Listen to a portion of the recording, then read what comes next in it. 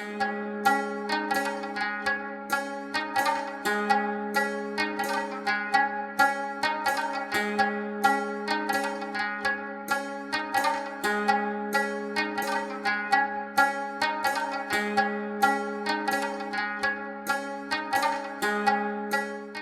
and welcome to this program. Dear students, in today's lecture, we are going to discuss about basic views of Samkhya philosophy on self and identity.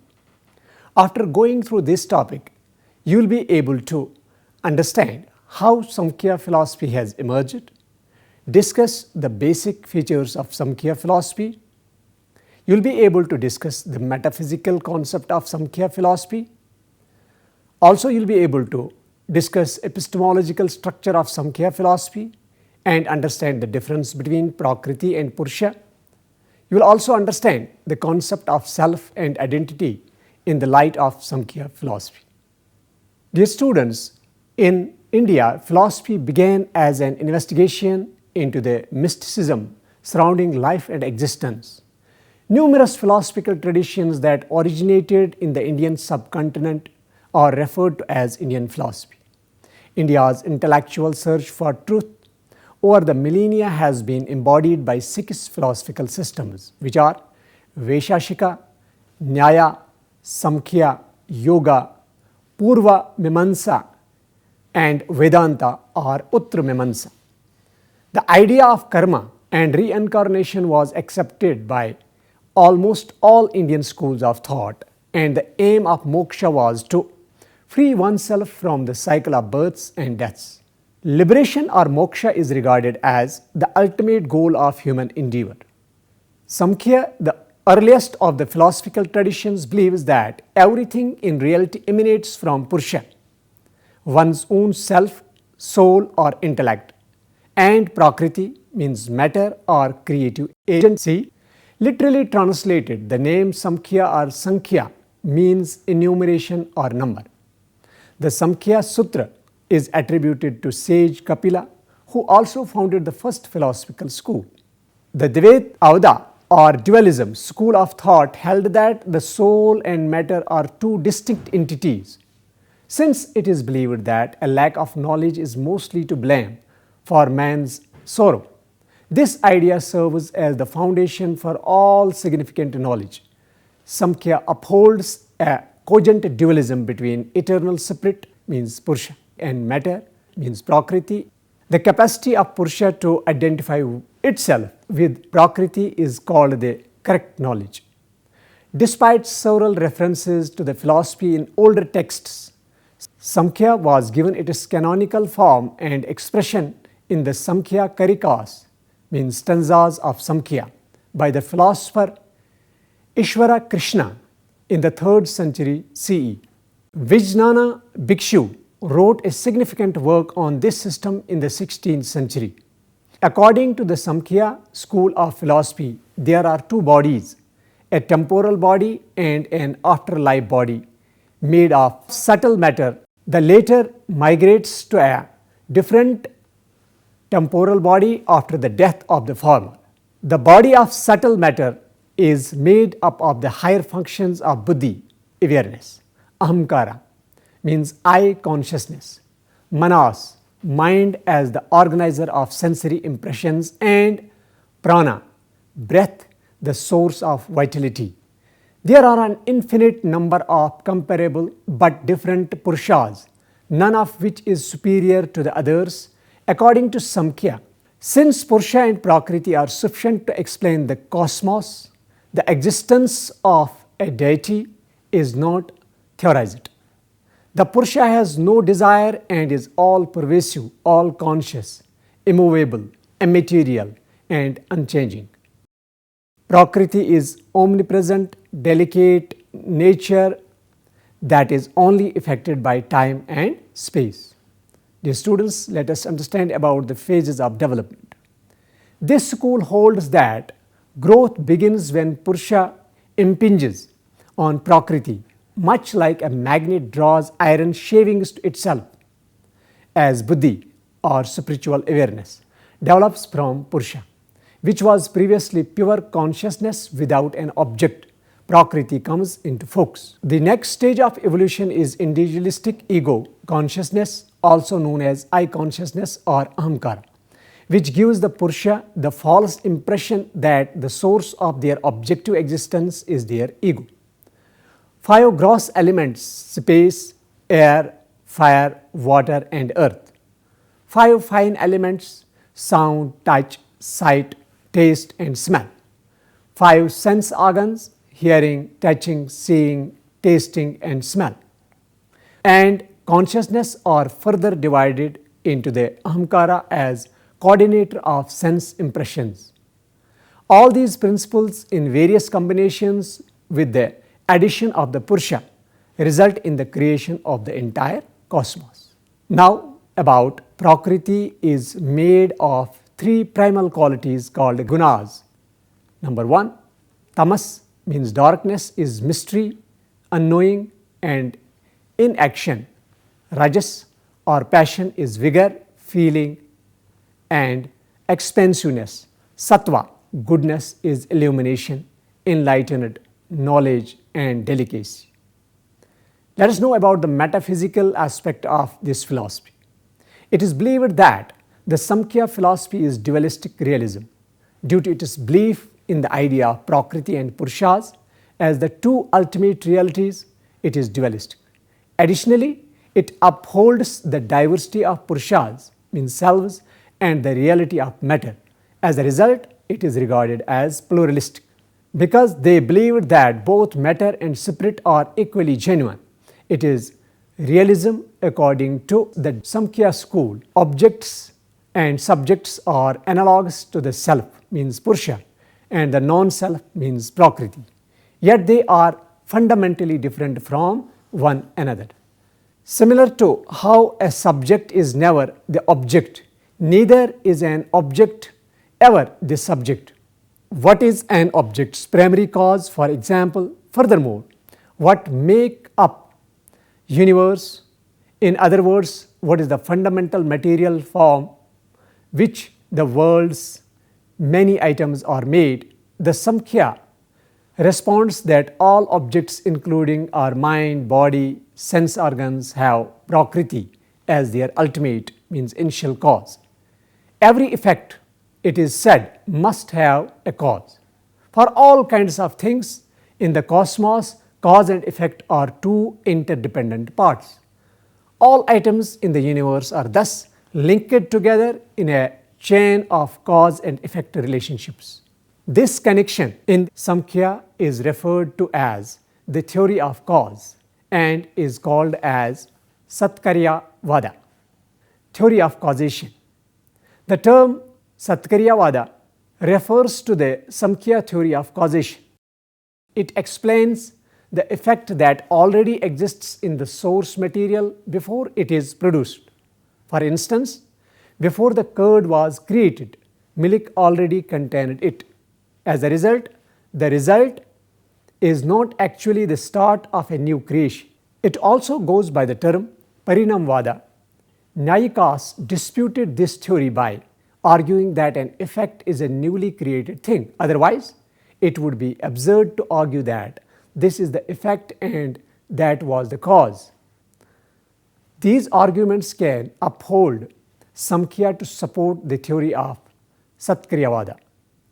No one can bring into existence something from the cause if the effect does not already exist in the cause before it operates. For instance, no number of artists can make blue into yellow. The cause and effect are connected due to the fact that oil will only be made from oil seeds. The consequence is nothing more than the cause's manifestation. As a result, the impact already existing in the material cause but is latent. A specific material cause can result in a specific outcome. Only clay can be used to make a mud jar, and only threads may be used to make cloth.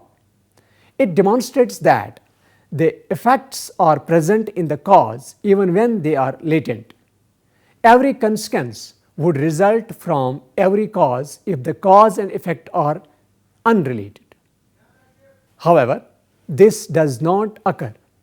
Not all effects are the result of all causes. For instance, oil, sand or liquids cannot be used to create butter. It is only made from milk. The effect already exists in the cause because a strong cause is required to produce it. A strong cause has the potential to induce a specific outcome. In this instance, it is assumed that the perceived effect is the source of the causal energy. The causal energy cannot be connected to an effect that does not exist in the cause. Any effect will result from any cause if the causal energy is not tied to the outcome. Therefore, the effect can only exist before its powerful source. The cause and the effect are identical. Since the cause already exists, the results cannot be non-existent. As a result, the cause determines the outcome. Since there is no identity between an entity and a non-entity, this is the case. According to the Samkhya, who argues with Nyayikas, if curd is a new creation and did not previously exist in its material cause, milk, then can curd be produced from other liquids such as oil, petrol and diesel, etc.? Thus, each effect has an unobserved form in its material cause before it is produced.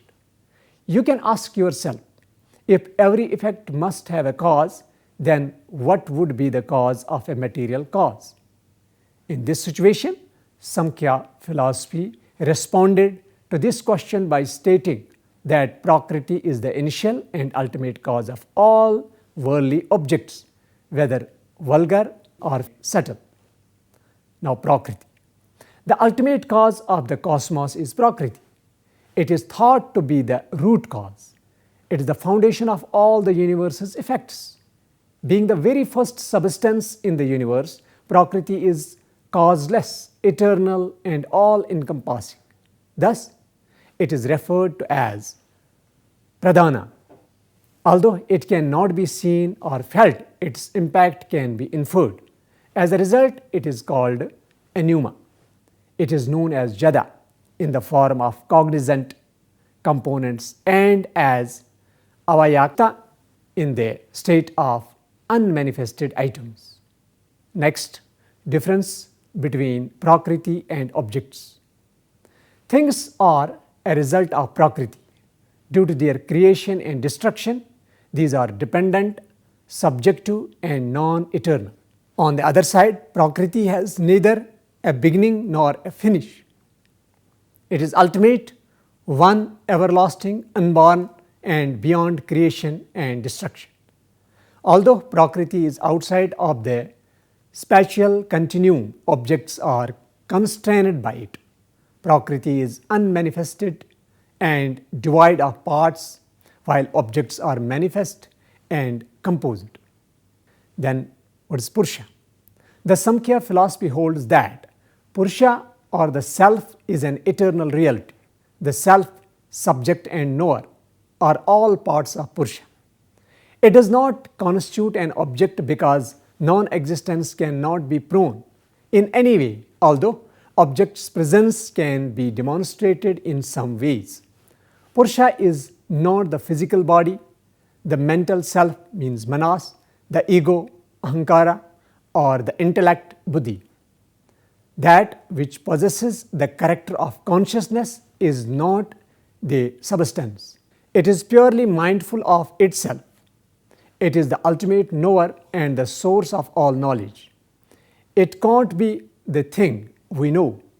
It is the impartial observer who is always free and at ease. It is independent of changes, activity and the spatial continuum.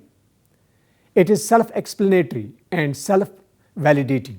It is immortal, insubstantial and all-pervasive. Its presence cannot be questioned since without it, no knowledge including uncertainties is conceivable. It has been characterized as lacking in the three gunas: adverse, dormant, lone witness, observer, knower, and the nature of light. The Purusha is of the nature of pure consciousness, transcending Prakriti as per Samkhya philosophy. It is not distorted in any way. It never changes, but its components do. It is above conceit, dislike, and attachment. Dear students, there are 5 arguments Samkhya has given for establishing the existence of Purusha. These are: A. Everything in this world has a purpose. This is due to the inability of the unconscious Prakriti to utilize them. All of these elements are so for Purusha or one's own use. Prakriti develops on its own to fulfill the Purusha's purpose. The Purusha is serviced the 3 gunas, Prakriti and the subtle body. B. The 3 gunas make up the elements of the cosmos. The Purusha is beyond the 3 gunas and serve as their testimony. C. Purusha is a pure consciousness that is outside the realm of human experience and thought. It serves as foundation for all information, whether good and bad. The next, Prakriti cannot appreciate its creation since being unconscious. Therefore, in order to enjoy them, a conscious element is required. Since Prakriti is the object to be enjoyed, there must be an individual to do so.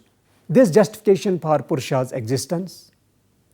The next is, some people try to find relief from the world's various miseries. It is implied by the yearning for liberation and emancipation that there is a person who can work toward and achieve liberation. It is therefore required to acknowledge the existence of Purusha. There are various forms of the self or Purusha because of Samkhya. These Purushas are all cognizant beings that share the same fundamental qualities. As a result, consciousness exists in all selves.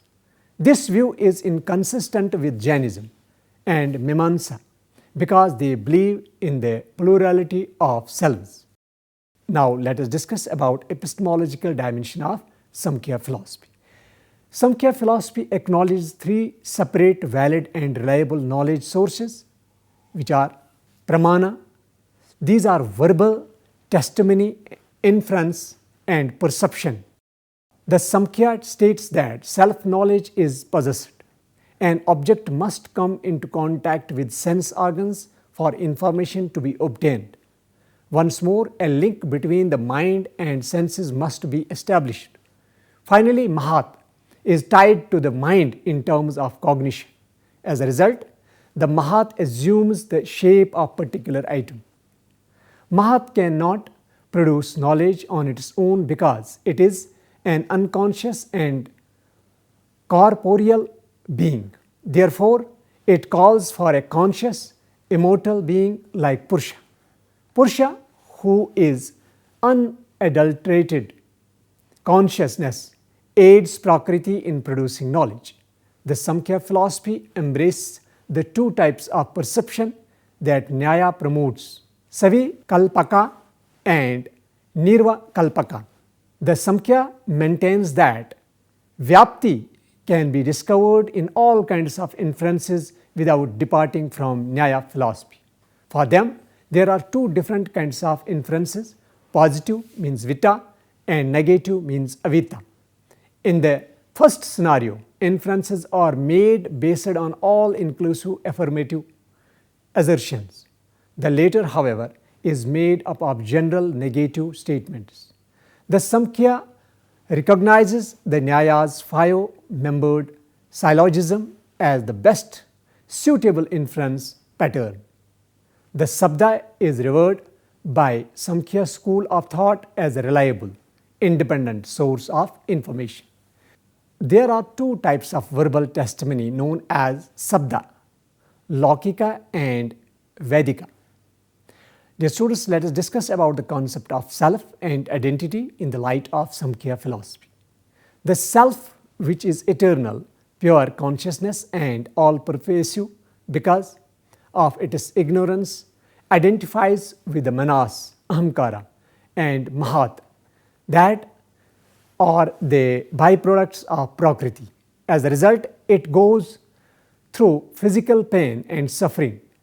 Suffering is inevitable because the universe is made up of variety of different items, each of which is infused with a guna and a self and even connected to others.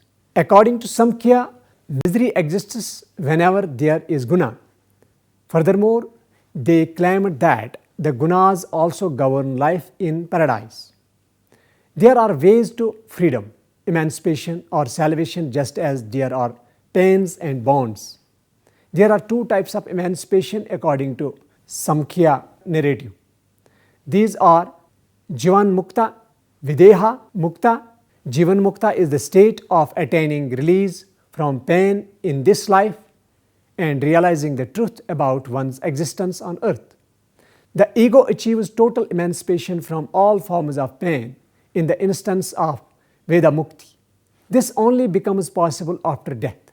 So, Veda Mukti is sometimes referred to as Kavalya. This is interpreted as being freed from the physical body. The term Apavarga, the Purusha or the Summum Bonum of life, refers to the Samkhya philosophy of liberation. Now, dear students, let us conclude.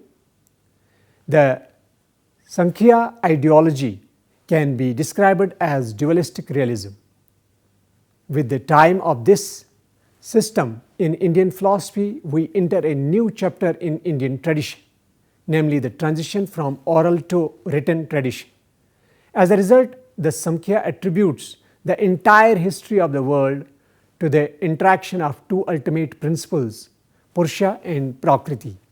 Prakriti is seen as the ultimate cause of the physical universe, biological bodies, and physical products, like as the mind, manas, intellect, and ego.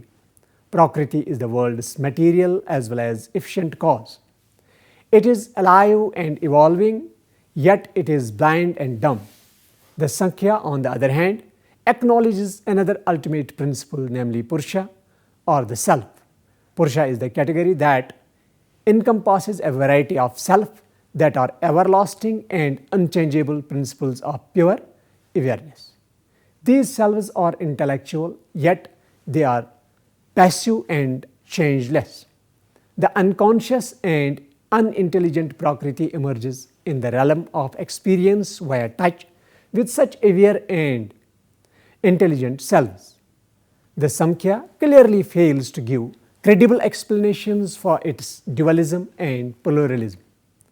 The Samkhya's physical parallels are insufficiently revealing. Furthermore, the Samkhya proves the presence of numerous selves, pluralism, by differences in nature, activity, birth, and death, as well as sensory and motor endowments of distinct living beings. All of these distinctions, however, apply to the bodies linked with the self rather than the self as pure awareness. There is nothing to identify oneself from another in terms of their intrinsic character, that is pure consciousness. As a result, there appears to be no solid foundation for the Samkhya notion of several ultimate selves. It is possible that the numerous selves of which we speak are the empirical people or egos encountered in everyday life and experience. There appear to be certain holes in the Samkhya philosophy from a speculative approach. Nonetheless, we should not underestimate its importance as a self-culture system for achieving liberty. In terms of obtaining release from pain, this system is as good as any other and allows the religious seeker to reach the ultimate benefit of his life, namely emancipation. With this, we conclude our today's lecture. Hope to see you soon. Thank you.